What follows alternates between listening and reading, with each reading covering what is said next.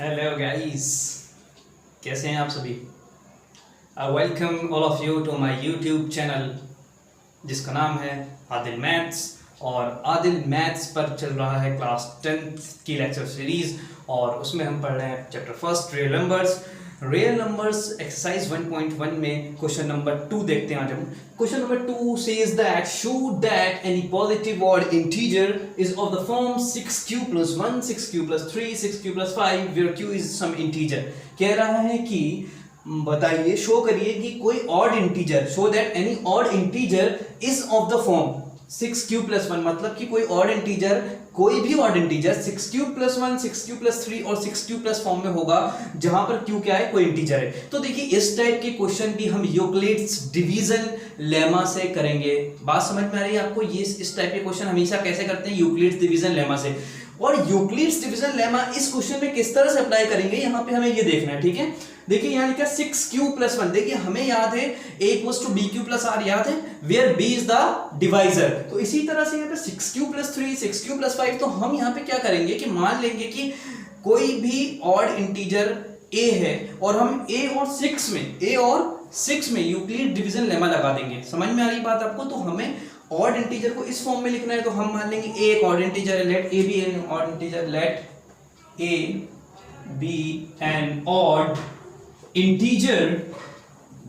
तो मान लीजिए कि a एक ऑड इंटीजर है। अब कोई भी ऑड इंटीजर को इस फॉर्म में होगा 6q plus 1, 6q plus 3 और 6q plus 5 में। तो हम क्या करेंगे, ये a जो है ना ऑड इंटीजर, इसमें और 6 में यूक्लिड्स लेमा लगा देंगे, यूक्लिड्स लेमा। और हमें ऑड इंटीजर को लिखना है 6q plus 1, तो a मान लीजिए ऑड इंटीजर, तो a equal to 6q plus r हम पहले लिखेंगे। a और हम काहे में लगा रहे हैं, a और 6 में क्या लगा रहे हैं, a और 6 में हम लगा रहे हैं यूक्लिड्स लेमा। तो a इक्वल्स टू आ जाएगा 6q plus r, 6q plus r, a equal to bq plus r होता है ना हमारा यूक्लिड्स लेमा। तो वही हमने लगाया, a हमने मान लिया ऑड इंटीजर है, तो a इक्वल्स टू आ जाएगा bq plus r, वहां पर b होता है डिवाइजर, यहां पर 6q plus समथिंग दिया हुआ है, तो हम a और 6 को ले लेंगे, हम ले लेंगे a और 6 को, तो हम a equals to 6q plus r लगा देंगे, यूक्लिड्स लेमा से लिख देंगे। समझ में आ रही बात आपको? तो देखिए, तो हम लिखेंगे applying Euclid's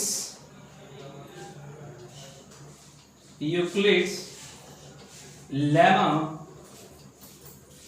for 6 and 8। देखिए a और 6 पे हम यूक्लिड्स लेमा लगाएंगे। जब अब लगाएंगे हम ना 1 और 6 पर यूक्लिड्स लेमा, तो इस फॉर्म में आ जाएगा, इस फॉर्म में नंबर्स आएंगे। तो कैसे आएंगे, देखिए अप्लाइंग यूक्लिड्स लेमा लगाएंगे हम, तो a इक्वल्स टू हम लिखेंगे 6q plus r, a equals to 6q plus r लिखेंगे। और जहां पर q क्या है, q is any integer, q is integer, q एक इंटीजर है, यहां हमने लिख दिया q इज इंटीजर, ठीक है। ये हमारा rough part, q is integer. और अब ये बताइए जो r होता है, r मैंने आपको हमेशा बताया था, r डिवाइजर से छोटा होता है, r काहे से छोटा होता है, डिवाइजर से छोटा होता है और 0 से बड़ा या बराबर होता है। तो r जो होगा ना, r ये बड़ा होगा या बराबर होगा 0 के और लेस देन होगा 6। क्यों होगा लेस देन 6? क्योंकि यहाँ पे डिवाइजर 6 है, b यहाँ पे 6 है। समझ में आ रहा है? a equal to bq plus form के हिसाब से हमने यहाँ पे लिखा है। तो ये जो r जो है ना 0 से लेके 5 तक हो सकता है, r 0 से लेके 5 तक हो सकता है। तो ये a को हम इतनी तरह से रिप्रेजेंट कर सकते हैं, r को एक बार 0 से, फिर r यहाँ पे 1 हो जाएगा, r2, r3, r4 और r5 तक जा सकता है। तो a equal to therefore a equals to क्या हो जाएगा, या तो 6q plus 0, r equal to 0, या फिर a equals to 6q plus 1, a equals to 6q plus 2, a equals to 6q plus 3, a equals to 6q plus 4 और a equals to 6q plus 5। तो इतना समझ में आया आपको? यहां तक क्या है, a को लिख सकते हैं क्योंकि हमने लगाया है b, यहां पे लिखा है 6, डिवाइडर लिया है 6, तो रिमाइंडर जो होगा वो 0 से बड़ा या बराबर और 6 से हमेशा छोटा होगा, ठीक है। तो अब यहां पर हम इस इतने फॉर्म में इसको लिख सकते हैं a को। अब हमें ऑड इंटीजर्स की बात है, ऑड इंटीजर की बात है। तो देखिए ये जो a इक्वल टू 6q अगर हम लें, तो ये तो इवन इंटीजर हो गया, because 6 is the multiple of 2 means 2 into 3q लिख सकते हैं इसको। तो 2 का मल्टीपल अगर है और q यहाँ पे इंटीजर है, तो ये जो एक इंटीजर है ये एक इवन आ रहा है, तो a is not required, a equal to 6q can not be possible for odd. तो यहाँ पे लिखेंगे अगला, यहाँ पे क्या लिखेंगे, आगे हम लिखेंगे a equals to 6q is even. उसके बाद देखिए a equals to 6q plus 1, 6q अगर इवन है तो 6q प्लस 1 ऑड होगा, therefore a equals to 6q plus 1 is odd. तो देखिए एक तो पहले अपना आ गया, 6q प्लस 1 ऑड होगा, तो देखिए आ गया, ठीक है। अब हमें 6q प्लस 2, फिर देखिए 6q प्लस 2 फिर इवन होगा। अब अगर हम देखें a equals to 6q plus 2 लिखे, लेकिन फॉर लिखते हैं for a equals to 6q plus 2, तो यहाँ अगर इन दोनों में हम देखें तो 2 कॉमन ले सकते हैं, तो 3q प्लस 1 बन जाएगा। तो ये 2 times of some integer, 3q plus 1 is integer, a 2 times of integer is even, and the 2 times of integer is even, 2 times of integer is even. So a equals to 6q plus 2 is even, ये even हो गया। अब 6q plus 2 even हो गया, तो 6q plus 3 odd होगा। वो कैसे होगा, 6q plus 3 odd होगा। देखिए यहाँ पे 6q plus 3 हमें odd चाहिए भी है, तो 6q plus 2 अगर एक even इंटीजर है तो even का अगला even में प्लस 1 कर दे तो odd आता है ना, even odd साथ ऐसे चलते हैं, 2 is even, 3 is odd, 3 is odd, 4 is even, 4 is even, 5 is odd, इस तरह चलता है। तो therefore 6q plus 2 plus 1 is odd, और ये जो होगा 6q प्लस 2 प्लस 1 ये होगा 6q प्लस 3 इज ऑड। बात समझ में आ रही है। उसके बाद आएगा 6q प्लस 4, वो भी इवन हो जाएगा। तो 6q, तो ये जो ऑड वाले कौन कौन से आए, एक ही आ गया 6q प्लस 1 और दूसरा आ गया 6q plus 3।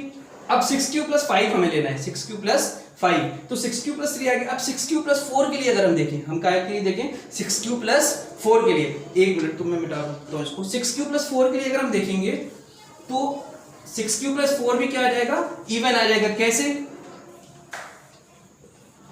For 6q plus 4 के लिए देखें तो ये 6q प्लस 4 जो होता है वो काहे के बराबर होता है, 2 टाइम्स ऑफ 3q प्लस 2 के, और 2 equals to 2 into some integer. बताइए, तो इसका क्या मतलब हुआ, इसका मतलब ये भी इवन हो गया, 6q plus 4 is even, therefore 6q plus 4 is even, 6q plus 4 even हो गया। अब 6q प्लस 4 का अगला इंटीजर आएगा 6q प्लस 5, तो therefore 6q plus 4 plus 1 is odd, hence 6q plus 5 is odd. तो ये मैंने प्रूफ कर दिया बहुत ही आसानी से कि कोई भी ऑड इंटीजर होगा of the form 6q plus 1, 6q plus 3 और 6q प्लस 5। बात समझ में आ रही है। आई होप कि आप समझ पाए होंगे। और बाकी जो यहाँ पर पॉसिबिलिटीज थी ना रिमाइंडर की, वो सारी रिमाइंडर क्योंकि 0 से 5 तक था, तो यहाँ पर 6q इज यहाँ पे डायरेक्ट दिख रहा है इवन होगा। इवन का अगला ऑड होता है, इवन का अगला ऑड होता है, तो हमारा 6q प्लस 1 ऑड हो गया। फिर 6q प्लस 2 एक तरह से इवन होगा और ये डायरेक्ट 2 को मल्टीप्लाई भी हमें दिख रहा है। बात समझ में आ रही है। तो आई थिंक कि आप समझ पा रहे होंगे क्या हो रहा है, और बहुत ही आसानी से इस क्वेश्चन को कर पाएंगे। और इस टाइप के और भी क्वेश्चन एग्जाम्पल में दिए होंगे, और अगली एक्सरसाइज में भी आगे और भी क्वेश्चन दिए हुए हैं, जैसे कि क्वेश्चन नंबर 4 है, तो वो भी आप करिएगा और ट्राई करिएगा और आ जाएगा। क्वेश्चन नंबर 5 भी आप कर सकते हैं अपने आप से। तो इस तरह से आज हमने देखा कि किस तरह से ये वाले क्वेश्चन होंगे जिसमें कोई एक इंटीजर को in the form of some integer हमें डिनोट करना होगा। तो आई होप कि आपको क्लियर हो रहा होगा, और आप लोग लगातार वीडियोस देखते रहें। मैं लगातार आपको वीडियोस दूंगा और लगातार मुझसे कांटेक्ट में रहें। मेरा कांटेक्ट नंबर यहाँ पे है। I am again thankful to all of you for watching Adil maths. Thank you.